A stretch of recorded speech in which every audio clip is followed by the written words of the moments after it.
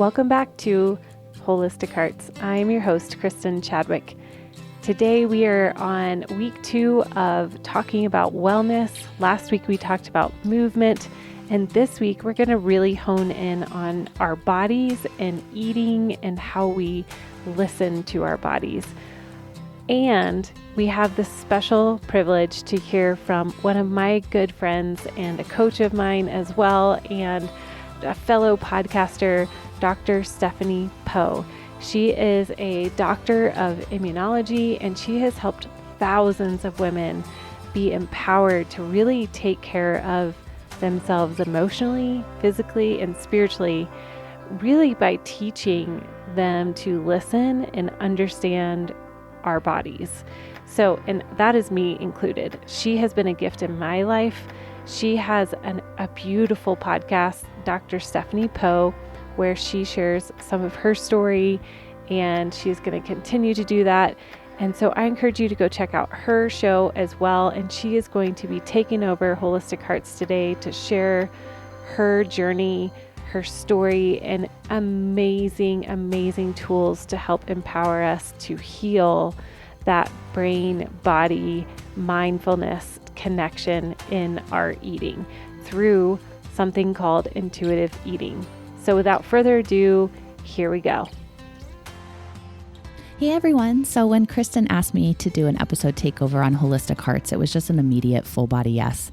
My name is Dr. Stephanie Poe, and I love and I'm so passionate about holding space for the hearts of women, and with a really strong passion for helping women uncover and uproot what has held them back in their life, right? From living the life that they want, or, as this episode, right? Kristen asked me to talk about intuitive eating and mindfulness. So if that's something that we want, what has prevented us from getting there? So I'm going to share a little bit about my journey. I'm going to give you guys 4 patterns and 4 blocks that tend to hold us back from really stepping into intuitive eating, mindfulness, freedom around food, some simple tools to begin to rebuild trust within your body, and I'll explain why. And so this episode is really for you if you feel like you have a broken relationship with your body, and you are frustrated with that, and you've been it's just something you've almost accepted in your life. So this episode is definitely for you. My heart is for you. And this episode is also for you if you are wanting to step into more mindfulness, intuitive eating, and really just lack clarity about the path forward. So I will say that as you're listening, there is a lot of shame around this topic. So it's something crazy, guys. If 91% of us as women are unhappy with our bodies. 91% of women are unhappy with their bodies. 75% of women exhibit disordered eating. And the crazy thing is, and believe me, I can relate to this so intimately, only 1 out of 10 women struggling will actually seek help. Why is that? Okay, if you're anything like me, I lived for years. My story is that I used food for emotional reasons. I struggled with binging and purging.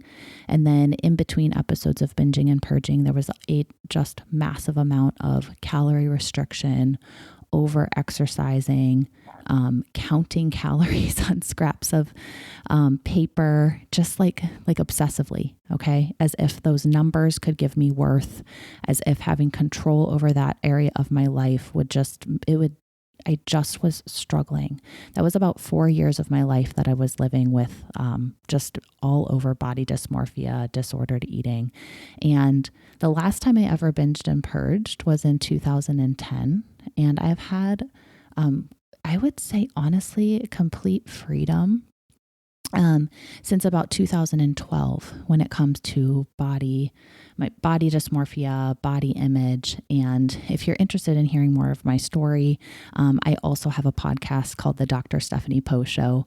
And I share bits and pieces of my story there. But I would just say that if you are struggling and you have never sought help, you're not alone. because there's so much shame here. So when it comes to wanting a life that looks like food freedom, intuitive eating, mindfulness, tuning into our bodies, the number one thing I see all of us doing, really in anything we want to change, is we reach for this, or we reach for that, or we reach for this plan. Like, oh, maybe, Whole30 will give me a reset, or maybe 75 Hard is the answer, or maybe working with this nutritionist is the answer. What have you tried? Like, put X, Y, or Z in there in those ways that we have like reached outside of ourselves for some sort of plan, right? To get us on the right track, to change our habits, to change the way that we live our life. And the issue with that is that there's nothing outside of ourselves that can really like help us intimately heal our relationship with our body and our patterns of backsliding and the way that our brain is working. And so I'm going to encourage you guys, it's going to take a little bit of a different approach here, because I have just really seen that it requires us actually uncovering the beliefs and uprooting them that have created these patterns in our life. So if beliefs are what inform our thoughts, and our thoughts are running the show, right? Our thoughts inform our habits. They inform how we live our life on a daily basis. And then those habits and the way that we live our life on a daily basis, that makes up our life. We have to go all the way back to beliefs. And clients that I've worked with over and over and over again, they want to step into food freedom. They want intuitive eating. They want mindfulness. They want a better relationship with their body. But underlying patterns of belief have been self-sabotaging, right? And one of the things that women struggle with more than anything, and this drives me crazy because I was stuck in it for so many years, is actually this underlying belief: am I allowed to spend time on myself?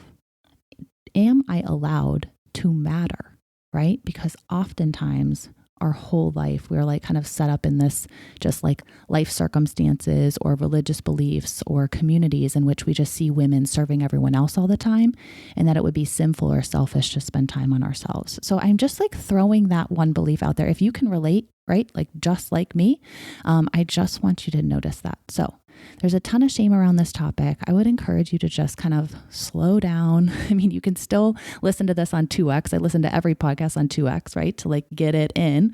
But I would encourage you to slow down and just see what I'm saying that kind of like is like poking at you, right? Do you feel it in your belly? Like, yes, this is true. Okay, so I'm going to go through the 4 blocks that we kind of move through, like simultaneously all at once or stepwise, things that keep us stuck. I'm also going to talk about 4 patterns, like behaviorally or based on personalities, right? You probably will fall into one or more of these. And then I'm going to go through some ways to begin to rebuild trust with our bodies. So here we go. All right. I want you to just be while you're listening. I kind of already said that, but you get to just be and you get to just listen to this. So the first block when it comes to stepping into intuitive eating or mindfulness is actually being able to get really, really clear on what it is that you want. And why I'm saying that is because we as women will actually say, okay, I don't want to be struggling with this eating disorder. I don't want to be thinking about food all the time. I don't want to be counting my calories, right? But then the actual thought of not doing that is actually way more scary than what it is that we're currently doing, okay? We're comfortable, right, with how we have lived our life up until now. It's gotten us to where we are right now today. And the thought of actually breaking those patterns, right, is really, really scary. So we say we want it, but actually we're really scared to go there because it's unknown. Okay. So that clarity around what we want is actually fuzzy right from the beginning. And the things that we want, the things that form our underlying beliefs about ourselves, if we matter, what we're allowed to want, what we're not allowed to want, all of those things, they come from our childhood. They come from our family of origin. They come from the community that we were surrounded with, right? Our neighborhood, and then also our religious communities. If you're anything like me, like my church growing up, my religious community, like formed a lot, youth retreats, right? Formed a lot of these like kind of just underlying beliefs that I personally had to completely uncover, like become aware of what they were, and then uproot them. Like ask myself, are these actually true or are they not true? All right. So when it comes to change, kind of if you think about this, like moving through the second block, right? It's that fear, the fear of unknown. And this is basic like neurobiology, guys, right? Our brain's job is to help us survive.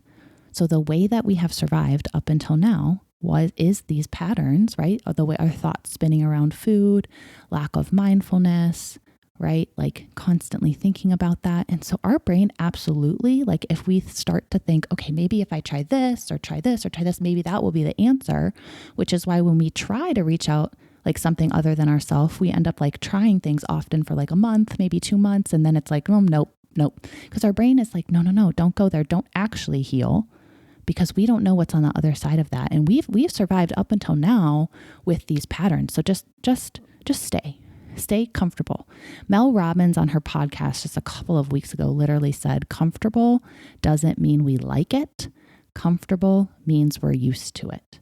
And I could relate to that so deeply. I bet you can too, right? So these patterns of self-sabotage, our brain is actually doing that for survival. So if that's something that you struggled with and you've said, oh my gosh, I should have been able to like kick this bad habit to the curb by now. I should have figured out how to nourish my body, intuitively eat, right? I want you to drop the should, because it's actually true that you're human. And this is how our brains are wired. I'm not saying that we don't get to get unstuck, but I'm saying I see you right where you are right now. And I want you to just breathe in and breathe out and say, I'm human. Of course, I'm struggling with this. Okay. Of course, there are a million reasons from your life up until this point that have formed your underlying beliefs, which is why you've struggled to fully like conquer, if you will, this mindset around food, exercise, nutrition, and your body. All right, so if we move on to another block, right? And I actually alluded to this already. It's our value, or the way we personally see ourselves, and whether or not we believe we're actually worthy of healing. And if you dig into that, like in a quiet time with a journal, and you begin to think about what is my current opinion of myself, right? Who am I? If you're anything like me, it's going to be like you're going to go to all the negative first. And again, that's a choice, right? The positive versus the negative. Why is it that we tend to go to the negative first, right? We really struggle with worthiness. There's just something going on that's telling us taking care of ourselves is selfish, even though we know that it's not, right? Like we hear all these things. You can't pour from an empty cup. Like, you know, we only can love other people as much as we love ourselves. And yet we struggle to figure out or have tools, right? To know how to like instill this belief because it feels so selfish. And then the last block is our relationship with our body. And I almost want this to be first when I talk about this, because our relationship with our body, like if you just think of, first of all, we all are just one physical being, right? Emotional, physical, spiritual, mental, like all of these things are happening in the context of a physical body. But when we struggle with a lack of ability to intuitively eat, mindfulness, it's sort of because there's like this, like a broken relationship going on between our brain and our body. And in fact, it has been cut off. And when we don't love our body, right? If we think our brain it doesn't love our body, right? We're in rebellion against our body because we're either mad at it, or it doesn't look like what we want it to look like, or it doesn't look like what we've been told it should look like, right? We're like, okay, I actually hate my body. Why would I take care of it, right? Why would I nourish my body in a way that, makes sense? So it's like kind of a punishment. And then the opposite is true, right? Our body is sending us signals like hunger, satiety, I'm tired, right? And we're like, okay, whatever my body is telling me, I can't trust it, right? I don't want to trust it because I don't like my body. And it probably isn't telling me anything that's true. And even though it's telling me that I should eat right now, well, maybe that's going to create a situation in which like I'm going to eat too much and it's not going to be what's right. And I won't be able to control completely like how I feel at the end of the day. Like, so we don't like our body is talking to us, but we don't listen to it because we don't like it. So there's like a two-way broken relationship. And obviously that's complicated, but it's also very simple. So if you can relate to that, I just want you to know there's somebody else out there that can relate to that, right?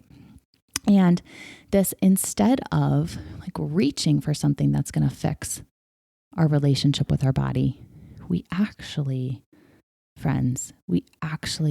get to do the beautiful, nourishing, and at times will feel hard work of restoring that trust. Okay, so something that I think is helpful to talk about too when it comes to how our minds work, our personalities in the midst of this, like on this journey, I just want to take some time to go through like 4 different sorts of personality styles, because the more that I have understood my own brain, right? Like self-awareness has been such a gift for me, self-awareness as to how I'm wired. The more that I have been able to say to myself, oh, Stephanie, of course, this is what you're struggling with. Or of course you feel anxious about this. Like this just really nourishing, of course, right? Because I can imagine if you're anything like me, again, you are going for walks, you are spending time in your home, you're at the grocery store, and you're just like slapping yourself on the wrist the whole time. Like, no, don't do that. Don't do that. Oh, you should have a better grip. You shouldn't be struggling with this. Like my body should look different. I should have worked out yesterday. I should have gotten up early. Like, why did I skip my work? Like just this constant beating up of ourselves is exhausting. And instead, I'm inviting you to just be where you actually are with this word or phrase. I guess it's 2 words, this phrase, of course. Okay. So 4 different, let me just take a little bit of time to explain them. So the first type of woman tends to be like really like want to be in control, very results focused, self-motivated, disciplined, like task oriented. Okay. So like finds a plan, sticks with it, doesn't back down from it. All right.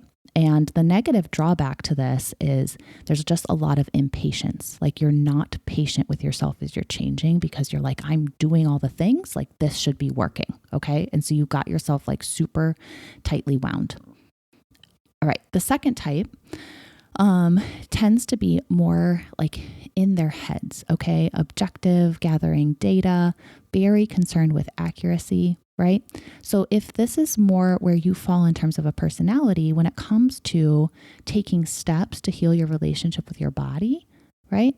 You might be like researching a bunch, looking at what everyone else is doing, looking at their results, like, okay, I'm somewhat like them. This worked for them. Maybe this is the thing that I should try, right? And the drawbacks to this is you might be like nitpicking small things about yourself, right? Tending to be overly critical.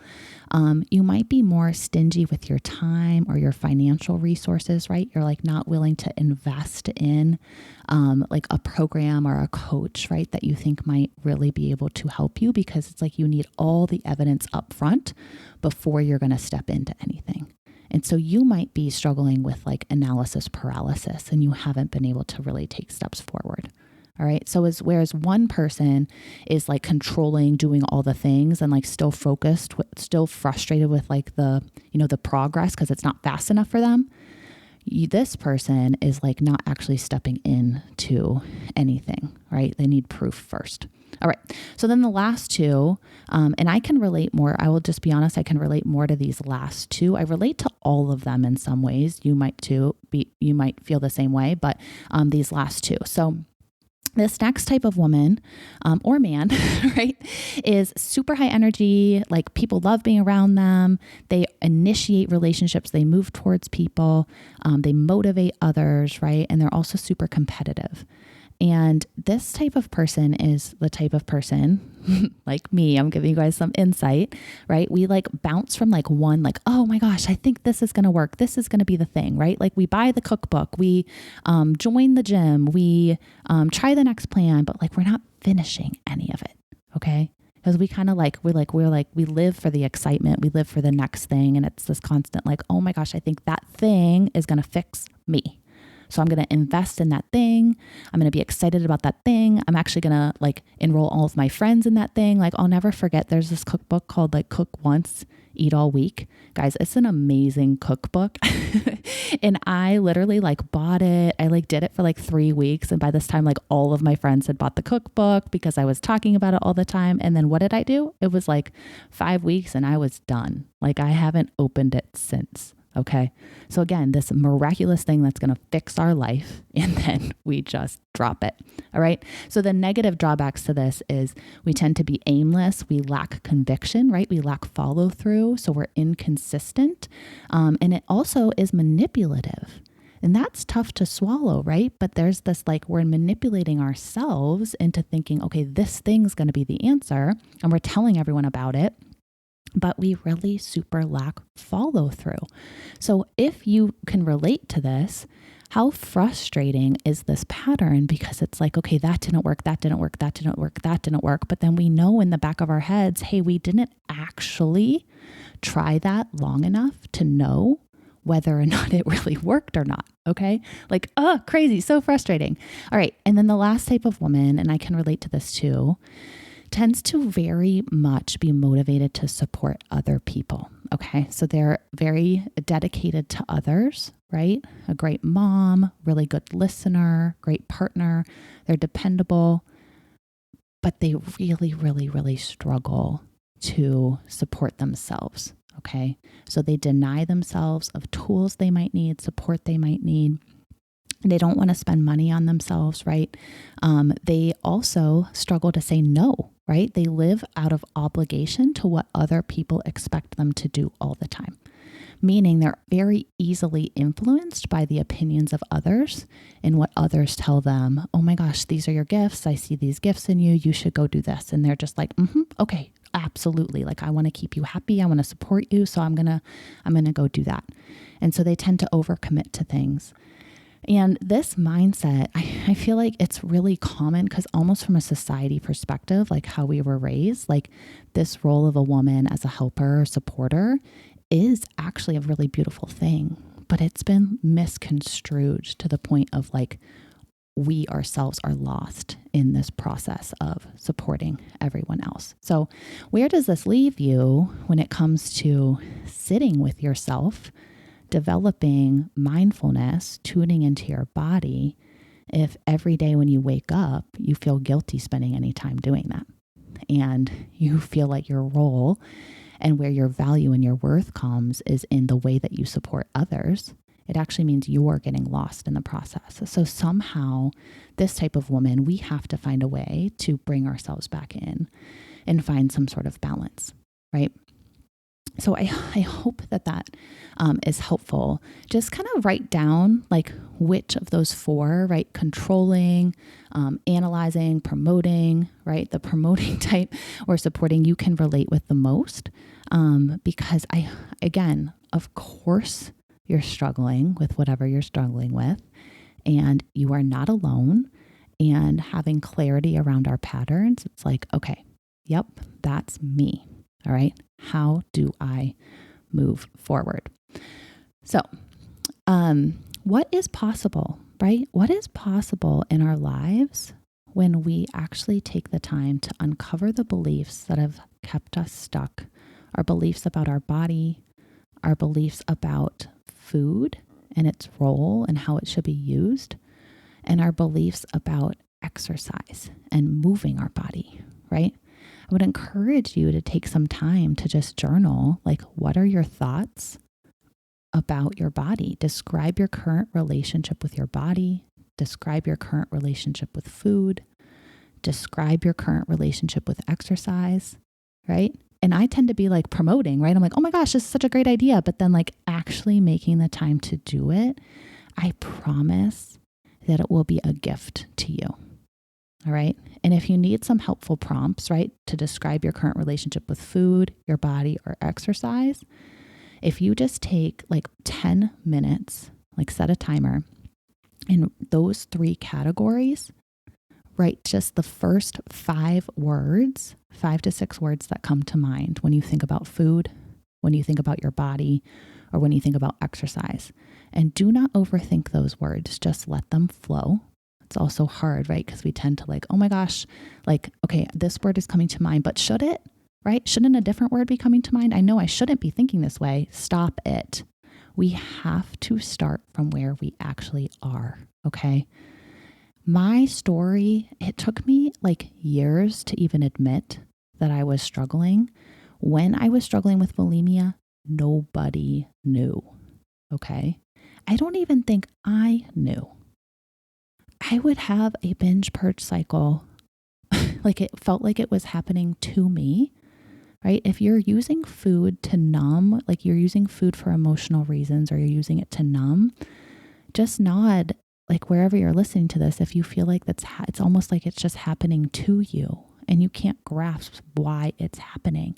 That was just like me. So I would go through this cycle and then I would shower. Okay. And then I would just like redo my makeup and go out with friends like nothing had happened. And it's like, I certainly wasn't admitting to myself first and foremost that I had an issue, right? And those statistics I read, 91% of women are unhappy with their bodies. 75% of women have some sort of disordered eating, but only 1 out of 10 will get help. Yeah. So much shame. But the person that we need to admit that we're struggling, right? That it's actually a problem and we actually want freedom. We actually want to carve out a path forward is to ourselves. And sometimes it just admitting that we have a problem is the scariest thing that we can do, because if we don't see a path forward, and again, that's the unknown, that's the fear, all of that is like kicking in. And so we just hide, we just numb, and we just continue to tell ourselves, maybe someday this will be different, because it certainly should be different. We can only grow from where we actually are. We can't begin a journey from where we're not. And I keep saying that over and over and over again, because even today, right? I'm 38 today. I do not struggle with food, but I still struggle, right? I'm still triggered. I still reach for validation from people. I still suffer from feeling inadequate from a career standpoint, right? And if I just ignore, right, those underlying beliefs, those emotions that are bubbling up on a regular basis and try to just act like everything's normal and keep charging through, I'm not feeling it, acknowledging it, processing it, and then releasing it. And if we do not release these things, our body actually keeps the score. Okay, one of the things that I do with women too to help rebuild a relationship with our body is actually teach women to tune in. I have a couple of different tools that I use for that have been amazing in my own journey. I talk about some of those on my podcast, and I am just so passionate about that relationship with our body being restored. So I'm going to give you guys 5 things that I actually heard just last week are simple ways to begin to rebuild trust with your body, to acknowledge your own needs, right? And this begins to build emotional safety so that bi-directional trust, the brokenness that's there, can start to go away. And these are very simple. I'm going to warn you, so simple, but I found it very profound because I did not actually do these things for years. And that made me make sense to myself, which is why I could not listen to, hey, my body's hungry. Hey, my body's full, right? I had no kind of way to tune in. So everything that I was doing from a body standpoint, a food standpoint, an exercise standpoint was all what my brain cognitively was trying to control me into doing. Okay. It was like a plan, strictness, control, do not deviate from the plan because you will not be okay. All right. So these 5 simple ways. 1, when you're thirsty, you get to drink water. When you need to go to the bathroom, number 2, you actually go to the bathroom. That one made me, this is why it's so profound to me, because for years of my life, I ignored when I had to go relieve myself in the restroom. Okay. Like it's just like this, I was in a conversation with somebody. I wanted to keep them happy. Like these are all things I'm realizing after the fact, right? But I'm like immersed in a conversation, don't want it to end, like whatever. And so I would just like rush from one thing to the next without pausing to like be a human in a physical body. Right. So the third thing is when your body tells you that it's hungry, you eat. And I have women, when I talk about intuitive eating, mindfulness, I will say that for myself now, like I am very attuned to, oh my gosh, my body wants a salad. Oh my gosh, I'm craving red meat, right? And I'm able to give my body what it needs and also have this beautiful awareness around, oh, you know what? Like this is why I'm probably craving this, right? It's a rhythm, a balance, an acceptance. It's beautiful. And the recurring thoughts around food, right? Like how before 95% of my brain was occupied with calorie counts. Should I eat this? Should I not? How much should I exercise today? Blah, blah, blah. Like it's not there. I'm just listening to my body, and I'm so incredibly grateful for that. And I want that same sort of freedom for you guys too. So when you're hungry, you get to eat. And I would say, when you say, oh my gosh, if I let myself eat whatever I want, I would just eat pans of brownies all day long. And I just look at women, I look at my clients and I'm like, yeah, but you actually wouldn't. You might start there, but if you actually trust your body is going to change what it's telling you. But the only place to start from is what's true right now. We have to begin our journeys somewhere. All right. So the last 2 things are 1, move your body every single day. I always say I walked my way to freedom, right? Any journey is 1 foot in front of the other. It's tempting to just like, oh my gosh, this should just change right now. Like I want it all to go away right now. I want to be healthy right now, but it's really going to be 1 foot in front of the other. And we just get to keep doing that. And then the last way is getting adequate sleep. Really, everything breaks down when we don't get adequate sleep. And sleep is a huge problem, right? Anxiety blocks our ability to sleep well. We're all running this rat race, right? Of like all these things we think we should be doing and accomplishing on a regular basis. So we're sacrificing sleep. But it is one of the, 5 most important things that we need to be doing on a regular basis. So I hope that you felt just supported by this episode. I pray that you felt nourished. I pray that there is a glimmer of hope. I pray that you feel like, oh my gosh, she said things that I can just so deeply relate to. And I'm glad she's saying them so that I don't feel alone. So I would love to support you in any way that you might want. I have a free 7-day mindfulness challenge that you can sign up for, or if you would like to book a clarity call with me, I would just love to hear more of your story. And so you can contact me through Instagram at StephaniePoe_life or email me at StephaniePoeLife@gmail.com. Thanks, Kristen. Thanks, Wholistic Hearts. And it's just been a blessing to be with you guys. Weren't there so many amazing nuggets in there? Oh, so good. It was such a privilege and an honor and a gift to have Dr. Stephanie Poe on our show today. Thank you guys for listening. I can't wait to continue on and to hear how this has helped you. I know it will because it has helped me. Take care.